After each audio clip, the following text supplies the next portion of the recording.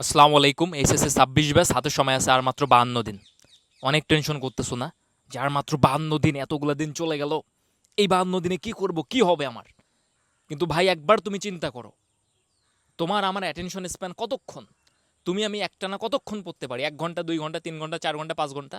না, এত বেশি আমরা পড়তে পারি না। তাহলে তুমি চিন্তা করো, ৫২ দিন গুণ ২৪, ১২৪৮ ঘন্টা তোমার হাতে আছে। তুমি যদি অ্যাকচুয়ালি ফোকাস থাকতে পারো, এই ৫২ দিনে তোমার খারাপ রেজাল্টের যে ভয়, খারাপ রেজাল্টের যে সম্ভাবনা, সব চুরমার করে ভেঙে দেওয়ার ক্ষমতা কিন্তু তোমার মধ্যে আছে।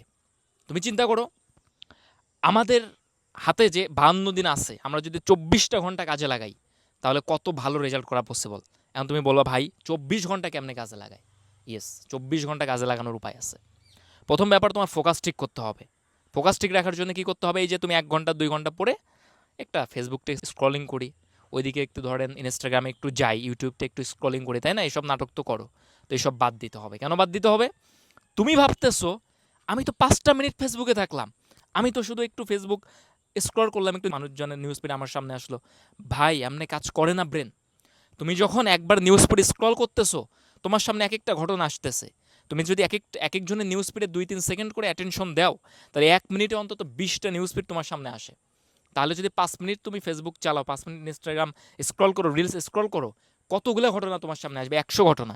এই ১০০ ঘটনা অনেক ইন্টারেস্টিং, অনেক কন্ট্রোভার্সিয়াল, অনেক এন্টারটেইনমেন্ট। এখন তুমি চিন্তা করো, আমাদের যে ব্রেন, ওর কি ঠেকা পড়ছে যে রিলসে দেখা এন্টারটেইনিং কন্টেন্ট, ফেসবুকে দেখা কন্ট্রোভার্সিয়াল কন্টেন্ট বা যা এগুলো আছে, এগুলো বাদ দিয়ে ব্রেন বোরিং পড়াশোনা প্রসেস করবে? ব্রেন কি এত ইজি একটা জিনিস মনে করছো? ও তো ভাই এন্টারটেইনিং কন্টেন্ট প্রসেস করবে, তাই না? তুমি ভাবতেছো ৫ মিনিট, বাট খেলার তো ৫ মিনিটের না। ও ৫ মিনিটে নেওয়া ইনফরমেশন সারাদিন ধরে মাথায় পেঁচাতেই থাকবে, পেঁচাতেই থাকবে। সো এই জায়গাটা খুব সাবধান। তুমি ভাবতেছো ৫ মিনিট, কিন্তু ব্রেন ওটা একদম গ্র্যাব করে ফেলতেছে। কেন গ্র্যাব করতেছে ভাই? কারণ তোমার পড়াশোনা boring. Math, physics, chemistry, biology, Bangla এগুলো বোরিং। যেহেতু বোরিং, ব্রেন এগুলো নিতে চাবে না, ও নেবে এন্টারটেইনিং জিনিসপত্র। সো ব্রেনকে ওই স্পেসে তুমি দেবা না। তাহলে ওই পড়াশোনায় তুমি ব্রেক নিবা না? ব্রেক নিবা, কী করবা? তুমি যদি বাড়িতে থাকো, তোমার বাবা আছে না, মা আছে না, তার সাথে গল্প করবা। ছোটো ভাই বোন আছে না, তার সাথে গল্প করবা।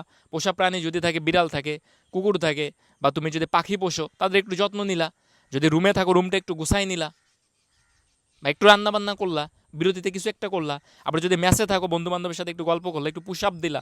যদি গিটার থাকে, একটু টুংটাং করলা। এমনভাবে কি হবে, আমরা যখন পড়ি, আমাদের ব্রেন তো মেন্টালি প্রেশার নেয় তখন। তো যখন আমরা একটা কিছু করতেছি, গিটার টুংটাং করতেছি, একটু বিড়ালকে যত্ন করতেছি, একটু রুমটা গোছগাছ করতেছি, তো একটু হলেও তো আমরা ফিজিক্যাল কাজকর্ম করলাম, করলাম না? তো ব্রেন কিন্তু একটু স্পেস পাইলো, তখন কী করবে?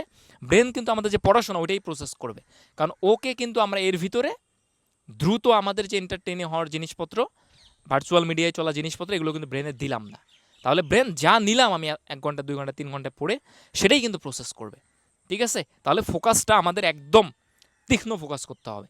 সেকেন্ড ব্যাপার কি? খাবার। ভাই দেখো, আমরা যারা মুসলিম, আমাদের ধর্মে কিন্তু একটা ব্যাপার আছে যে তুমি যদি ইবাদত করতে চাও, হালাল খাবার খাইতে হবে। তার মানে একটা রিলিজিয়াস ভিউ থেকে তোমার ইবাদত করার প্রি কন্ডিশন হলো খাবার।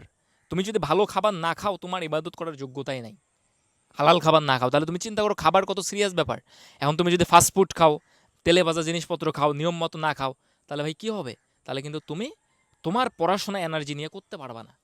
এবং একটা জিনিস মনে রাখবা, এটা আমার মনে হয়েছে যে যে খাবার যত ইন্টারেস্টিং, সেই খাবার তত পেইনফুল, সেই খাবার তত ক্ষতি করে। আর যে খাবারটা বোরিং, ওটা দেখবে বডির জন্য, মাইন্ডের জন্য, ব্রেনের জন্য ভালো। সো খাবারের ব্যাপারে একটু সাবধান থাকবা। থার্ড ব্যাপার, ঘুম।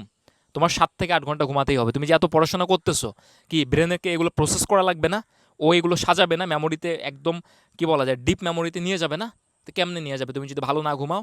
তো ভালো ঘুমাতেই হবে। ভালো ঘুমানোর জন্য ঘুমানোর ২-৩ ঘন্টা আগের থেকে তুমি একদম খাবার খাওয়া, ২-৩ ঘন্টা আগের থেকে।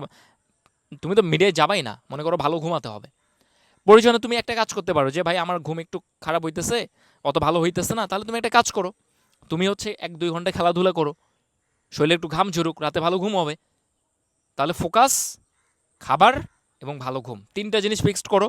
তাহলে তোমার ২৪ ঘন্টাই কাজে লাগবে। কারণ যখন আমরা পড়ি, শুধুমাত্র পড়ার সময় হিসেবে ওইটা কাউন্ট করো না। তোমার যদি ভালো ঘুম হয়, ভালো খাবার খাও, ওইটাও কিন্তু পড়াগুলোকে প্রসেস করবে, পড়াগুলোকে তোমার মাথায়, তোমার মেমোরিতে নিয়ে আসতে হেল্প করবে। সেভাবে করে পড়ো, ইনশাল্লাহ ৫২ দিনে কোপ দিয়ে তুমি একদম মনে করো যে তোমার যে খারাপ রেজাল্টের ভয়, সব কাটায় উঠতে পারবা। তো তোমার জন্য দোয়া থাকলো, অনেক দোয়া। ট্রাই করো, ইনশাল্লাহ ভালো কিছু হবে।